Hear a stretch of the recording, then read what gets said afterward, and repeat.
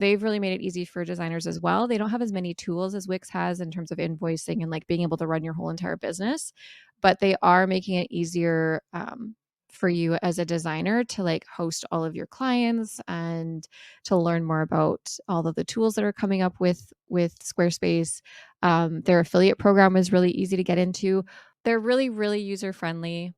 Welcome to Unplugged, the tech podcast for digital entrepreneurs. I am one of your hosts, Brooke, the founder of the Sober Biz Collective. Hey, podcasters. My name's Nate Kelly, best-selling author and founder of Podcast Revolution Studios. If you're looking for tech, tools, and tips on how to utilize podcasting for your business, you're in the right spot. Let's get unplugged. Well, Brooke showed up like a boss business babe today in her blazer. And let's just make it Brooke's day to shine. I want to talk about website development, SEO. This is like your sweet spot, not to put you on the spot, but I think it's important I think we mentioned in an earlier episode, the importance of having a space to kind of send your listeners to, or if you've got a sponsor or a digital offering or a resource to share with them, to have a place to house that and send them to. Aside from the branding and the, scaling of your business, and a website may not always be feasible. But I think eventually when that growth comes, it becomes necessary. And Brooke has helped me out with numerous websites. We're about to start a new project. I wanted to just start by asking, like, what is your thoughts on having a website like right away? I know we decided to go with the Facebook group. What are your thoughts on kind of getting started? That's a great question, Nate. With websites, especially for digital entrepreneurs, because like if you're listening to this, you're a digital entrepreneur that's wanting to start a podcast, you're probably wanting your audience to get connected with your services and what you have to offer.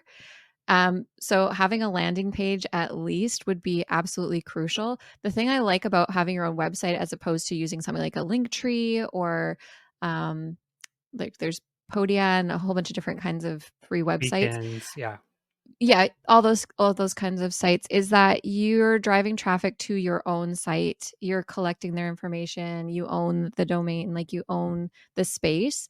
For me, when I think of website, I do a lot of web design work. That's kind of my main bread and butter for my business, is helping people build websites. And for me, it's kind of like creating your home on the web. So I feel like I'm an interior designer and I'm helping you like create your home.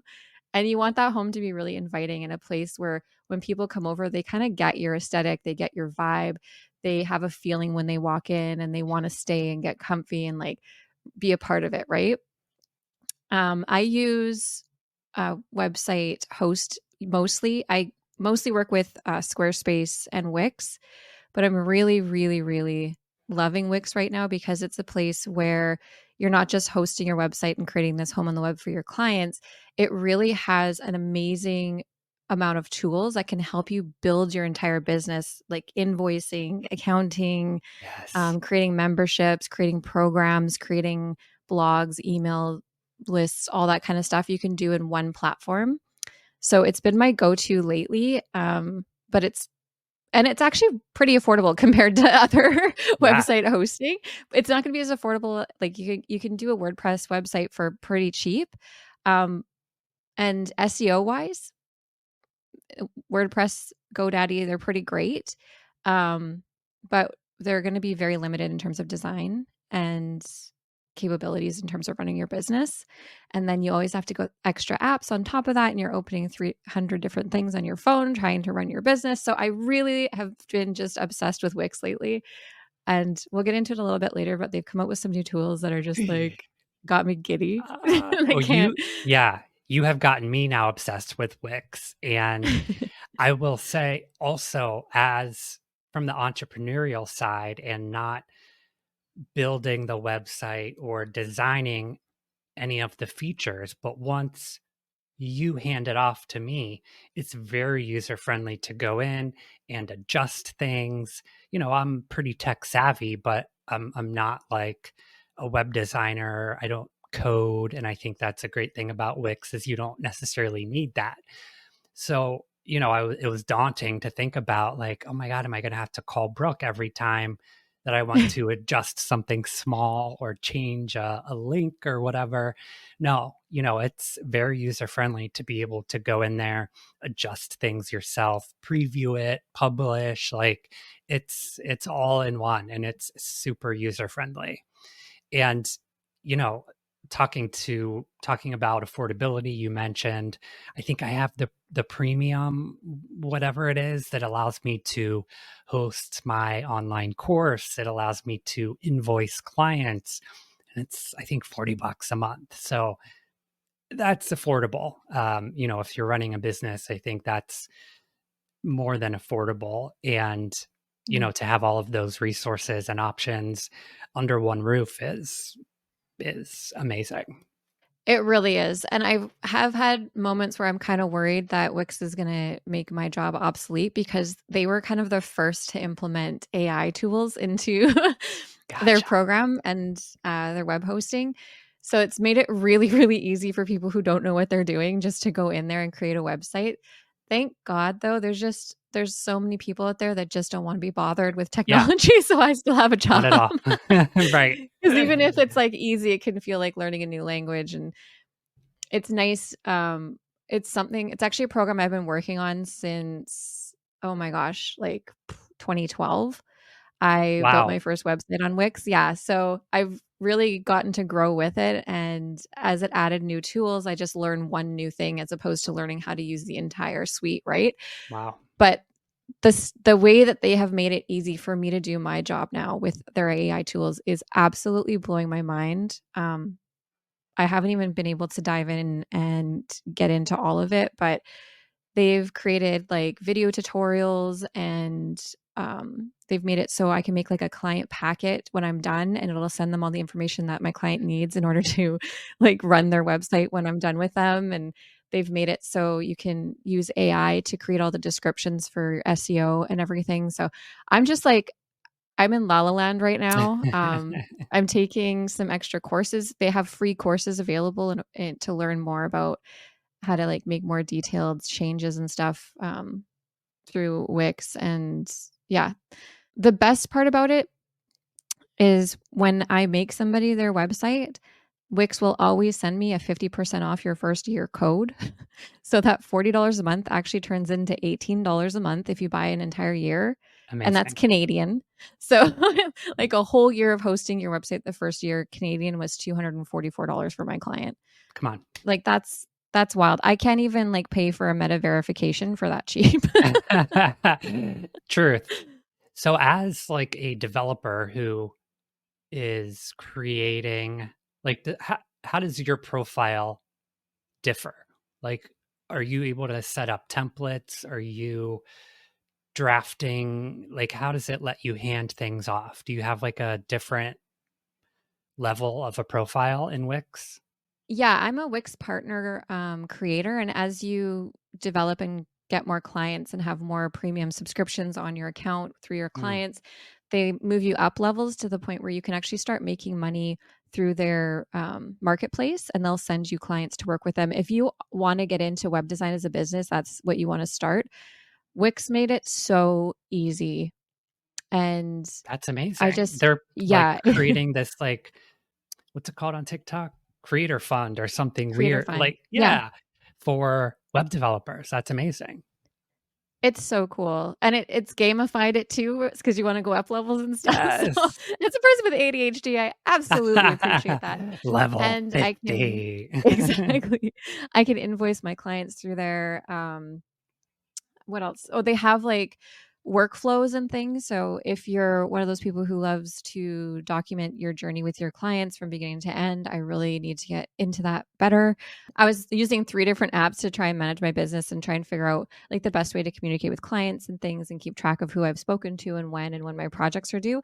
They've built that all in to the Wix Studio, it's called, for the creator.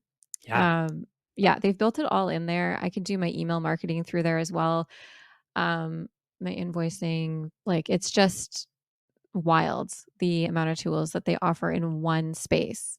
I noticed that the demographic that seems to use Squarespace, or I guess, do you see a difference? Like, I noticed that Squarespace is a lot of like photographers and like small shop owners and people that have something to sell more so than Wix would be. Do you see that too, or am I crazy? Yeah, I mean, Squarespace definitely has like an aesthetic that Like a the lot of girly people are drawn pops. to. Girly, yeah, very Yeah. feminine, but they did a phenomenal job of marketing. They got in on so many podcasts right when podcasts started really becoming a place to market. Like that you would hear about Squarespace all the time. They Yeah. did a really, really good job marketing. What I liked about Squarespace was it was really hard to mess it up. Like it was very plug and play. People who didn't have a lot of design experience could really feel safe putting their own photos in and doing all this kind of stuff and not be able to like mess it up too much because everything was in these squares. So with Wix, it's more free form. You can put stuff anywhere. So if you don't have a design eye, you end up with a lot of clutter and like, you know, Mess. Just, functionality can be off. yeah. You can mess it up a little easier. And also, Wix had a really bad rap for a long time as like this kind of wish version of a website host, right? Like, Really? yeah, the SEO on Wix was really bad for a long time. So it was like a really cool place to design anything you wanted, but then people aren't gonna, it wasn't getting Find it. indexed very good on Google. Yeah. Got it. Yeah. So Squarespace kind of came in and tried to become this new cool way to design a website that was really easy, really user friendly, easier than a WordPress site. You didn't need coding, all that kind of stuff, but didn't have the versatility that you get from Wix. That's changed a bit. They are a little more like their squares have gotten more versatile, so you can really do a lot more with it now, Definitely. and like creative, colorful, poppy kind of websites. I have a lot of clients that I've set up through Squarespace because that they heard about it. They tried to make their own site and then they got frustrated and called me. So So you take over and save the day. yeah, and then I'm a Square Circle member as well. So same thing with Wix. Wix has a Wix partner program. Squarespace has a Square Circle program, and so they've really made it easy for designers as well. They don't have as many tools as Wix has in terms of invoicing and like being able to run your whole entire business, but they are making it easier for you as a designer to like host all of your clients and to learn more about all of the tools that are coming up with Squarespace. Their affiliate program is really easy to get into. They're really, really user friendly. They're a little more on the pricey side, and you have to upgrade quite a bit in order to get like a membership site and to put your shop on there. I find their shop tools not as functional and user friendly and easy to design as like Squarespace or sorry, as Shopify Mm. and as Wix. Like Wix, you can really design your shopping pages and stuff, whereas Squarespace is very plug and play and it's going to look like a Squarespace site. You can't really change that. Yeah. Yeah. You can spot it from a mile away. But I love the aesthetic and I love how fun they're making it for web design. Yeah. And the sort of user experience now. A lot of people are, can navigate quickly. They know where to find things and how to utilize the site. So, if we're talking kind of demographics of your community, might be something you want to consider. To your point, probably very Gen Z and younger millennial demographic for sure. Well, Brooke, I have a fun new toy. Let's get into tech talk. We talked last week about the DJI Mic 2 and a project that I'm working on that requires kind of a wireless system. I didn't want to get the Rode Wireless Go. Brooke has it. She's kind of given us the review. And I was bouncing back and forth between the DJI and the Hollyland Lark Max, which is what I ended up getting. And it looks like most of your typical wireless systems. It has the receiver. What I do like about this is it does have an actual physical knob, which for some Mm. reason in addition to the LCD screen. Um, so you're not accidentally like scrolling up on something. You choose your setting that you want to adjust, and it has this dial that you use to adjust it, which is helpful. And it also has a lock mechanism, so that if your receiver goes in your pocket, or if it's on like a cold shoe mount or something, it's not going to get bumped and possibly stop recording or change your levels. So that's super helpful. It does have the clip like most of the transmitters do. And it also has this freaking, like, the strongest magnet that I've ever felt in my life. So if you just want to kind of put that behind your shirt and clip it rather than having it like on your collar or whatever, couple different options. It comes with the optional lavalier clip-on mic as well. It comes with all of the cords that you need to charge and connect to either a DSLR or your mobile phone. I love it so far. The reviews are amazing. That's why I only got the one mic. I probably will end up getting the DJI in the future with the two transmitters. So I thought that I would just kind of test this one with the one receiver, and see which one is better. So that's why I only got the single. I have this like Joby thing that I have on like my little tripod that I use for like content or vlogging. You can just clip it on there. Everything's wireless as far as the transmitter goes. The audio quality is impeccable. I mean, I was editing a few videos that I was doing earlier yesterday, and it sounded like wired podcast equipment. And I'm usually picky about how the audio sounds in any videos. Super impressed. It's the Hollyland Lark Max. Obsessed. Oh, incredible. So what was the price difference between the Hollyland and the DJI?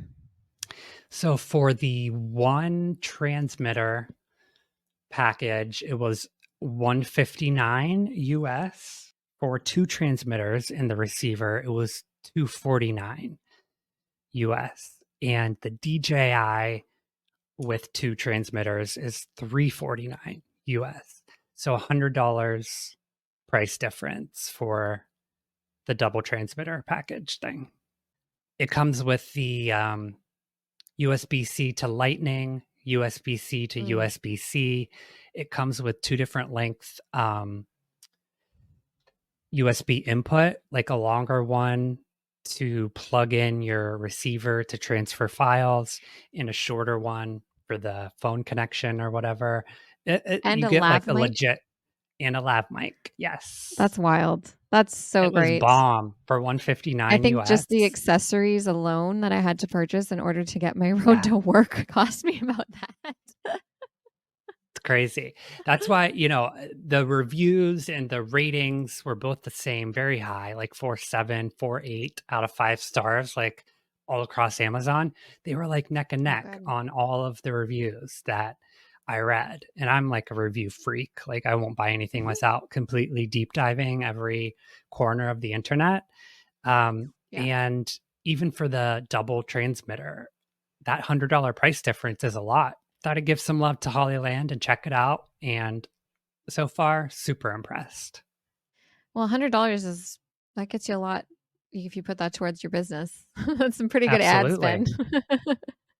You know something funny? What? I was finishing tomorrow's episode yesterday or Saturday, maybe. And I realized that, I always try to end on like something funny or like, something cute. And it always ends Yeah. up being you with like some sort of one liner or some kind of joke or something funny. And it always just kind of happens. There's like a perfect cutoff point. Oh, now there's so much pressure. I know I shouldn't have told you that, but your stand up skills are shining through, my friend. Well, fine, girl. Um, yeah, I was gonna say we need to get out there and make some on the go content with our new Yes. microphones. Great Maybe point. we can embed them into a episode and see the Yes. difference between audio and everything. Let's make that a goal for one of our next couple episodes. Go All out, right. get some content in the field, and we'll come back with the audio from our devices and have kind of a breakdown. I love it. Is there a question we should ask people? Something about podcasting. Yes. Do you have a podcast or what do you listen to? Yeah, if they're a fan of podcasts and like, have they been influenced to buy something or to do something because of a podcast? Ooh, I like that. It's a good one. What have you been influenced to do because of podcast? Nate? That was This my is best. Brooke Robichaud Show in the field. Eyewitness 7. Back to you in the studio. I love how my voice always gets lower when I put a microphone up to my because I used to host karaoke and DJ at a strip club. What? So fun. The feedback I always got is your voice is too high. You need to like lower your voice. So now every time I like put a mic to my face, it gets lower. Yeah, Up next, we've got Starlight Sparkle. We've got Candy Britches coming to the stage. Oh my God. There are some stories there, man. We're going to have to talk off record about that. That's how I started my radio announcing career. I love it. Your broadcast career. Yeah. Story for another time, but it was a place that didn't serve alcohol and a strip club because they didn't have a liquor license, but you could buy a $10 Coke. Like the drink. Now, yeah. I think that's probably it. Thanks so much for hanging out today. Make sure you subscribe to us on YouTube for all of our video content at Unplugged Tech Pod. And join us in our Facebook group, facebook.com/group/unplugged podcast. Also, make sure to throw us a 5-star review if you are finding this content valuable for you and your digital business. We accept all forms of reviews, Apple Podcasts, Spotify follows, YouTube, telling your grandmother about us.